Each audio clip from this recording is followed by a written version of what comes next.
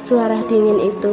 Ujung panggilan membuat Elisa tertegun. Ia tahu betul itu adalah suara dari Kelvin yang sedang memprotesnya.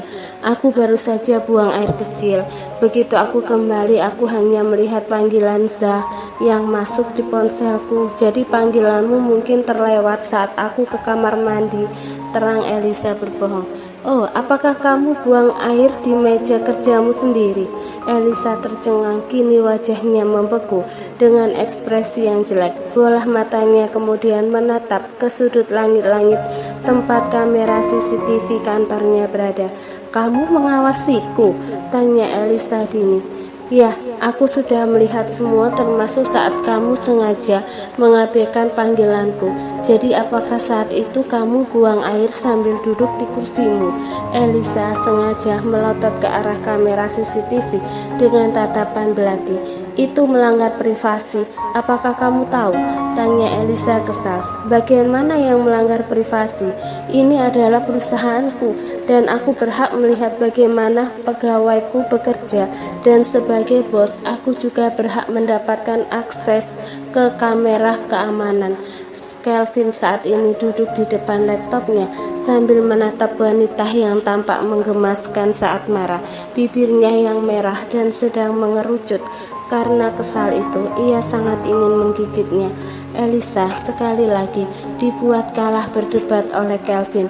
Baiklah, sekarang katakan padaku kenapa kamu menelponku.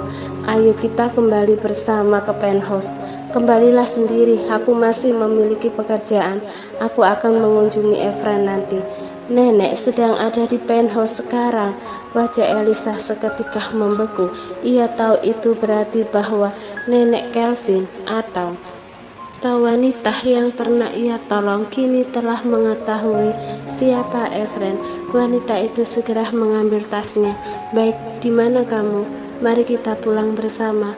Aku akan menunggumu di tempat parkir biasa tempat aku menurunkanmu.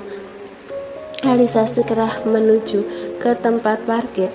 Ia melihat mobil Rolls-Royce Phantom berwarna silver. Saat Elisa akan membuka pintu belakang, tiba-tiba kaca jendela mobil depan terbuka. Duduk di depan, wanita Kelvin yang berada di kursi kemudi. Elisa terkejut melihat Kelvin mengemudi sendiri. Selama ini, selain Zah, ia juga memiliki sopir pribadinya sendiri. Di mana Zah? Tanya Elisa sebelum masuk. Dia harus tinggal untuk menyelesaikan beberapa pekerjaan. Aku akan duduk di belakang saja, kata Elisa hendak membuka pintu belakang. Namun Kelvin buru-buru menguncinya. Aku atau kamu bosnya? Apakah kamu sedang mengejekku menjadi sopir taksi untukmu?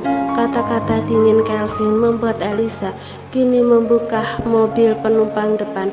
Begitu duduk, tiba-tiba Kelvin mencondongkan tubuhnya ke arah Elisa, membuat wajah wanita itu terperangah dengan mata melebar. Ia menduga Kelvin akan menciumnya dengan posisi mereka yang ambigu. Saat ini di mana jarak di antara wajah mereka hanya setipis sehelai rambut.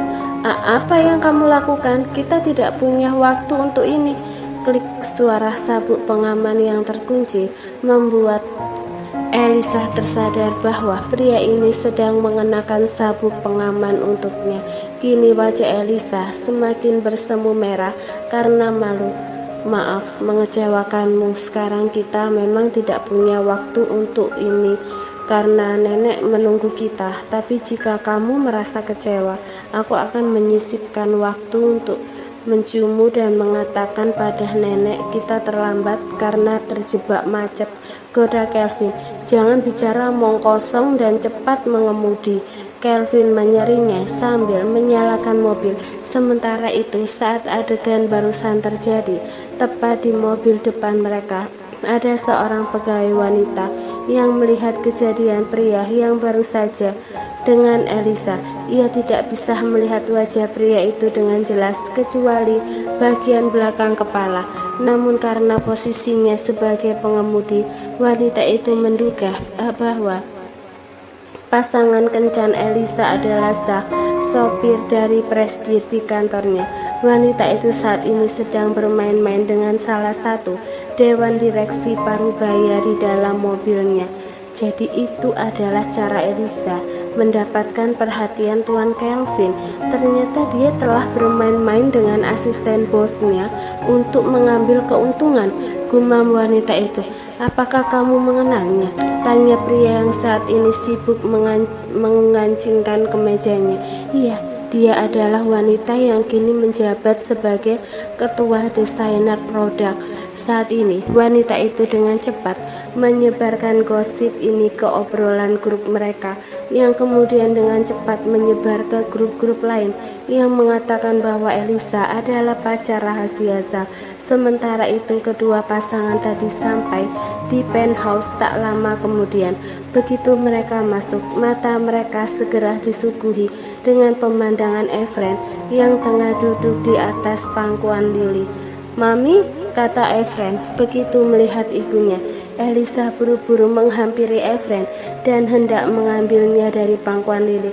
"Astaga nak, kamu akan menyakiti nenekmu jika duduk di pangkuannya." Saat Elisa akan mengambil Efren, tangan keriput wanita tua itu menahan pinggang Efren. "Aku memang tua, tapi aku tidak lemah untuk memangku cicit kesayanganku sendiri," potong wanita tua itu dengan nada kesal. Elisa tertegun lalu menelan ludahnya. "Kalian berdua segera naik ke ruang belajar. Aku akan segera menghampiri kalian di sana," kata Lily dengan nada yang dingin. Wajahnya sudah jelas menunjukkan kemarahan pada pasangan di depannya. Elisa menjadi pucat, namun ekspresi Kelvin masih tetap sama, seolah semua yang terjadi sekarang tidak ada hubungan dengan dirinya. "Nenek buyut, apakah nenek akan memarahi Mami dan Dedi? Apakah mereka melakukan kesalahan? Menyembunyikan tentangmu adalah kesalahan terbesar mereka. Menurutmu harus bagaimana nenek menghukum mereka?" "Jangan beri mereka makan malam," kata Efren dengan suara yang menggemaskan. Sebagai anak kecil yang polos, dia hanya bisa memikirkan hukuman yang sederhana seperti yang biasa ibunya lakukan. "Tentu saja, malam ini nenek tak akan membiarkan mereka mendapatkan makan malam." "Tapi ngomong-ngomong, kenapa kamu bisa memikirkan hukuman itu? Apakah kamu sering mendapatkan hukuman itu?" Efren mengangguk. "Jika aku tidak menurut, maka ibu akan melarangku mendapatkan makan, tapi kemudian pengasuhku akan memberikannya padaku secara diam-diam." Lilih memberikan tatapan tajam pada Elisa, membuat kening Elisa kini diselimuti butiran keringat dingin. "Kenapa kamu mendidik Efren dengan keras? Ia masih anak kecil yang membutuhkan makan untuk tumbuh kembangnya."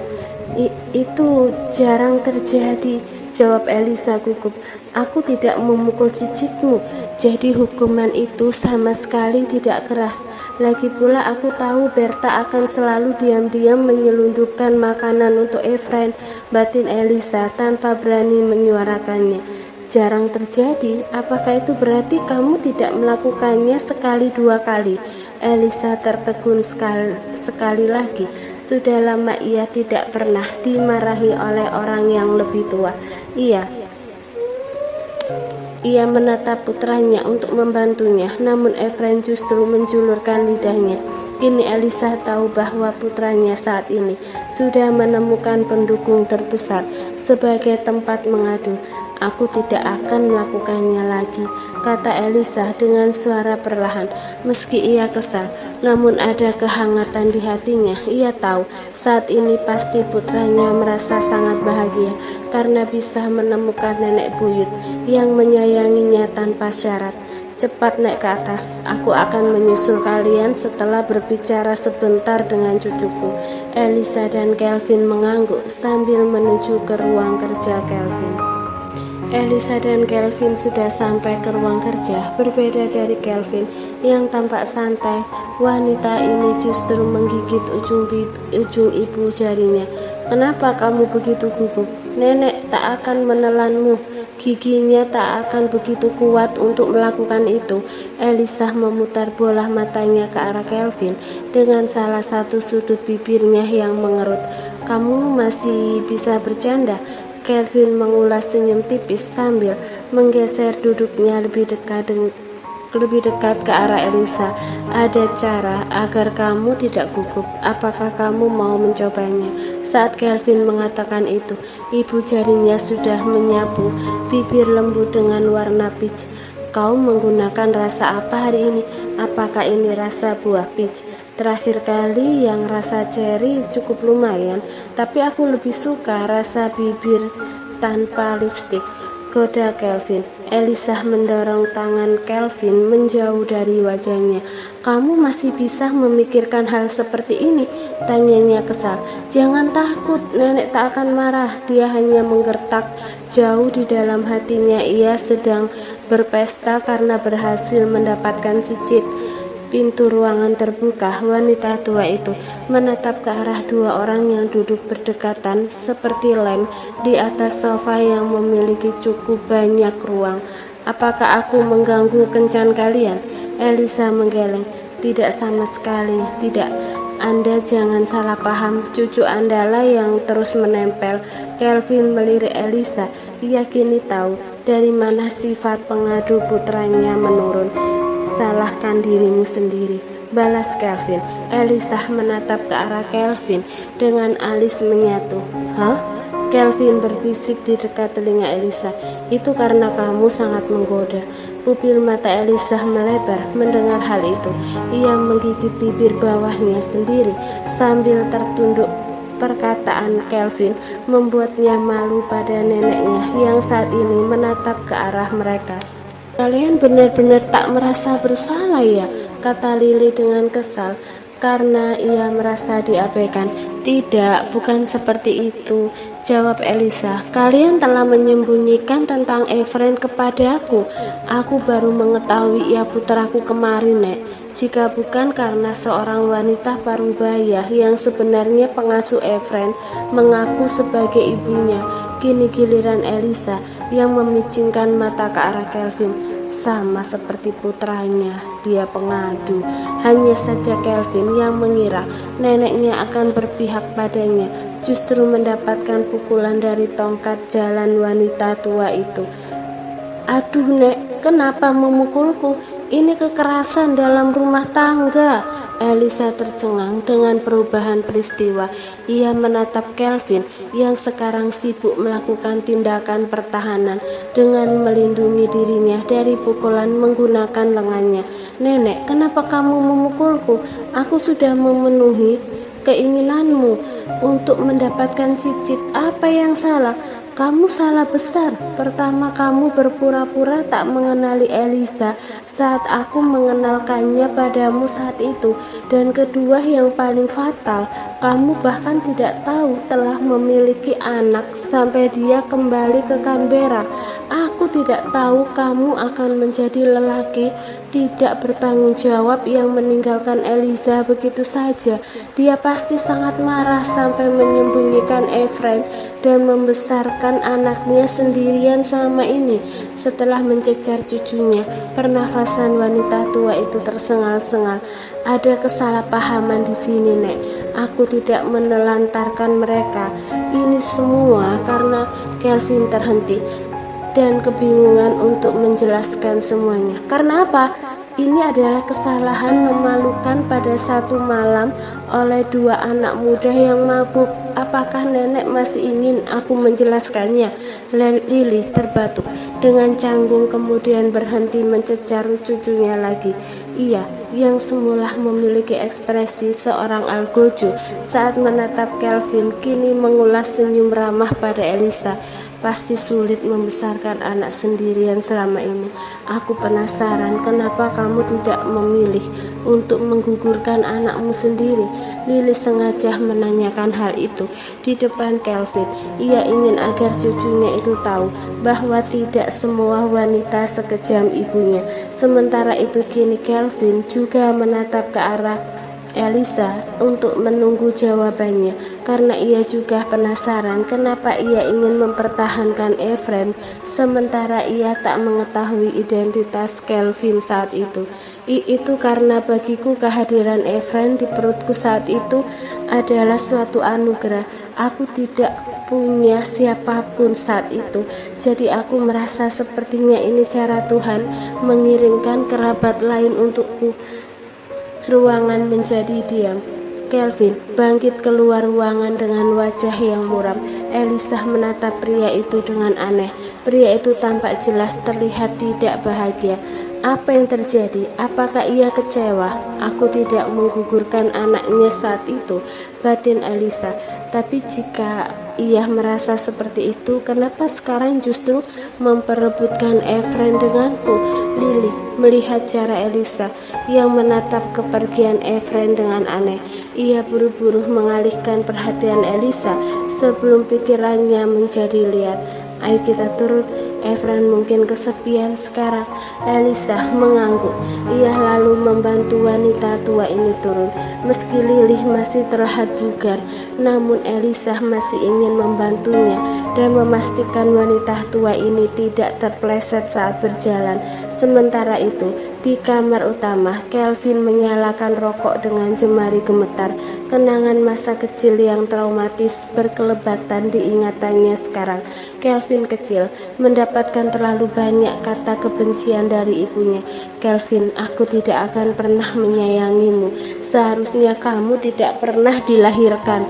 Kamu tidak akan pernah mendapatkan kasih sayangku karena kamu dan ayahmu adalah orang yang sangat aku benci. Kelvin kecil, aku akan membuatmu tumbuh menjadi pria yang tidak berguna. Akan lebih baik jika kamu menjadi gila.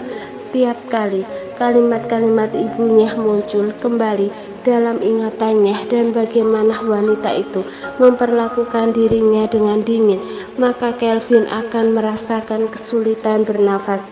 Dia juga menutupi telinganya seolah ingin menghalangi suara-suara dari masa lalunya yang bergema kembali. Tiba-tiba mencengkeram dadanya. Ia mulai berkeringat dingin ketika trauma masa kecilnya kembali menghantui dirinya. Pria yang selama ini selalu terlihat perkasa dan tidak tersentuh itu kini tampak sangat menyedihkan. Bahkan butuh usaha keras untuk membuatnya bisa meraih obat di nakasnya. Di lantai bawah, Elisa melihat Efren yang sedang bermain Lego ditemani oleh nenek buyutnya. Lebih tepatnya Lily justru mencecar Efren dengan banyak pertanyaan. Apa makanan yang kamu suka? Mulai sekarang, Koki di rumah akan memasakkan semua menu yang cicitku inginkan. Apa saja asal itu enak, aku menyukainya, Nek. Lalu hobi apa yang kamu suka? Piano, berkuda, catur, atau apa kegiatan yang kamu sukai? Nenek akan mengaturkan pelatih terkenal untuk membimbingmu. Bisakah aku bermalas-malasan saja dan tidak melakukan apa-apa kecuali bermain? Mendengarnya saja, aku bisa membayangkan betapa melelahkan semua kegiatan itu, protes Efren. Lily terdiam sementara Elisa tercengang sambil memelototi anaknya. Tatapan mata itu seolah mengatakan sesuatu pada putranya. Kenapa kamu menurun sifat pemalasku? Tidak bisakah untuk saat ini saja kamu berpura-pura bahwa Mami telah mendidikmu dengan baik? Diana datang dengan membawa piring berisi potongan buah. Anak sekarang memang dianjurkan untuk puas bermain saat masih balita, kata Diana mengurai rasa canggung. Ah iya, kamu benar, memberikan ia masa kecil yang indah lebih baik daripada menekannya dengan berbagai kursus. Tapi bagaimana jika tahun ini kita mulai satu kursus saja? Dimulai dari kursus piano, tawar Lily.